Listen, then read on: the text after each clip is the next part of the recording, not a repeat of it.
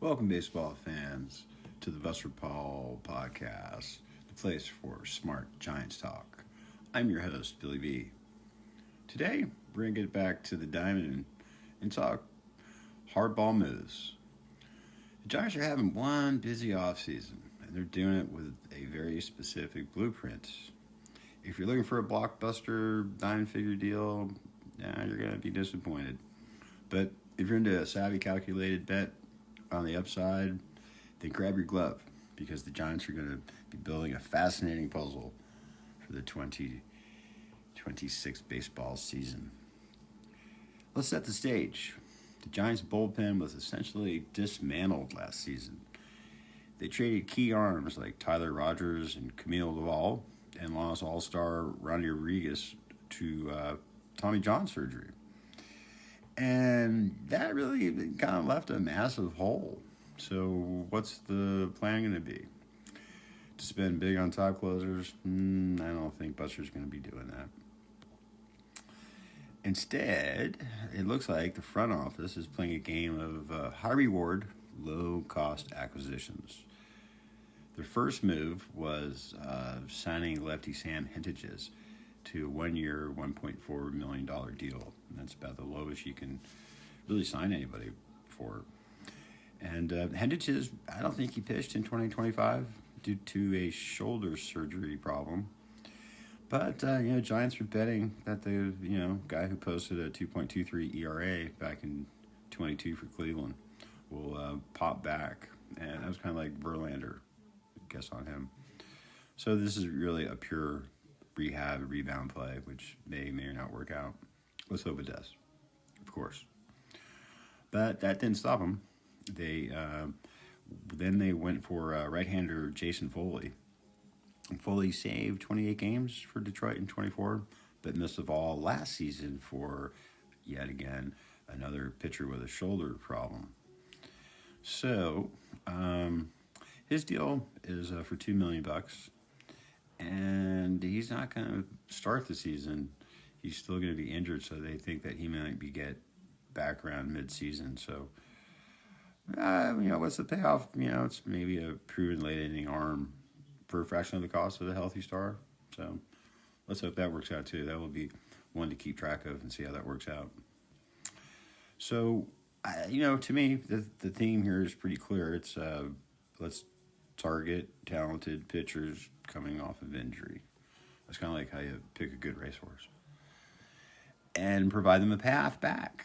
And hope you hit at least one who returns to form. So that's what the bet is there. It's really not flashy, but it works, and it's a pretty efficient way to do it. And so the bullpen wasn't the only area really getting a makeover, and the starting rotation, as we all know, needs some more stability, especially at the back end. So the Giants' answer is a 2-year, $22 million deal for a right-handed veteran pitcher, Adrian Hauser. And as a lot of players, he had a roller coaster season last year. He started the minors and then got released, signed with the White Sox, who's like the worst team in baseball, and was like their best pitcher. He was 2.10 ERA. And then he gets traded to Tampa Bay, where he started struggling again. So the Giants are, this is another bet that, this guy can capture that White Sox magic in San Francisco. So it could really happen, with the new pitching coaches and head coach they got who like to, work with folks and make tweaks in their mechanics. So who knows? Maybe they can, add some velocity and improve the command, and he can be a big help for us. And Hauser's he's not a strikeout guy. He's a ground ball guy with his sinker. So in Oracle Park, that works pretty well.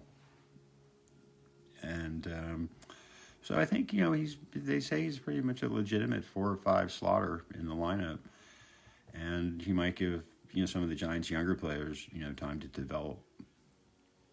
Kind of put a comfort level, as you would kind of say. So, another sensible move. Now, this is probably one of my most favorite moves of the offseason so far is the Rule 5 draft.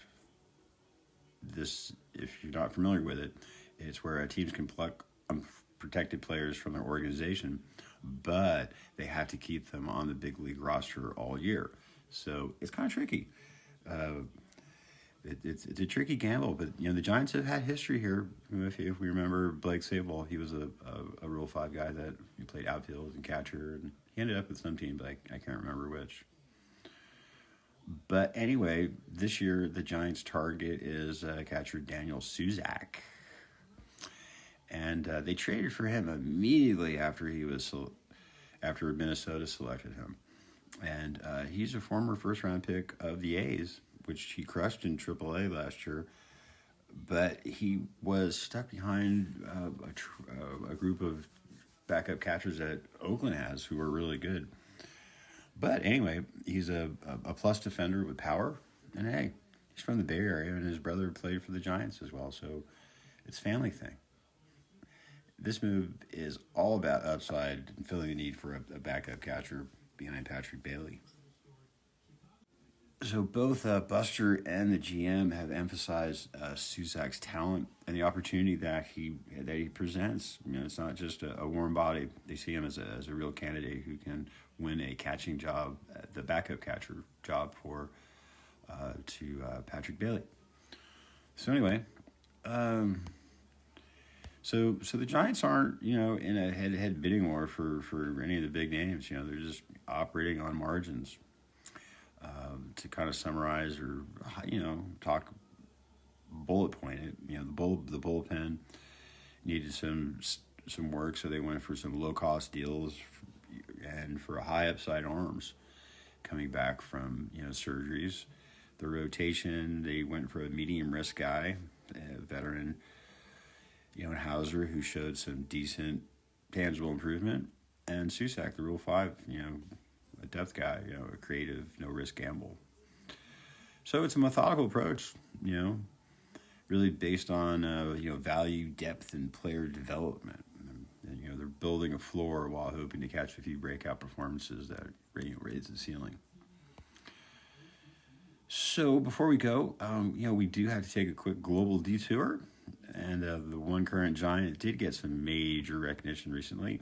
Hung-Hoo Lee was named to the All-World team.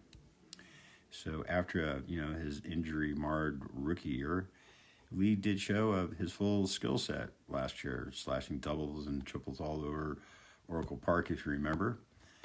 And it's a great sign that the Giants' earlier, bigger investment in Lee, starting to pay off, and it gives fans a core player, to get excited about.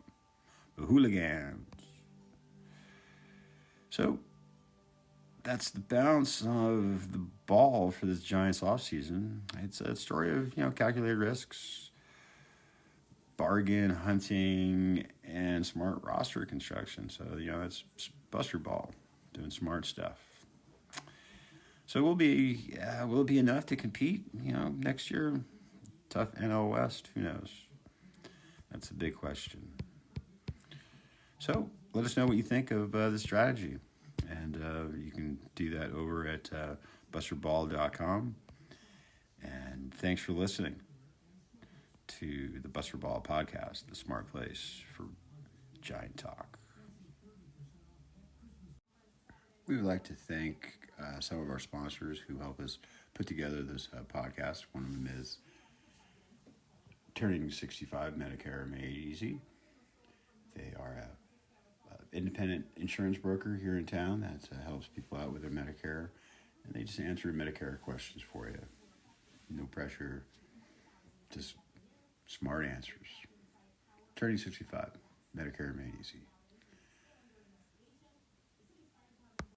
For a free check of your Medicare insurance plans, reach out to the folks there at Turning 65 Medicare Made Easy. You can reach them on their website, Turning 65 MedicareMadeEasy.com.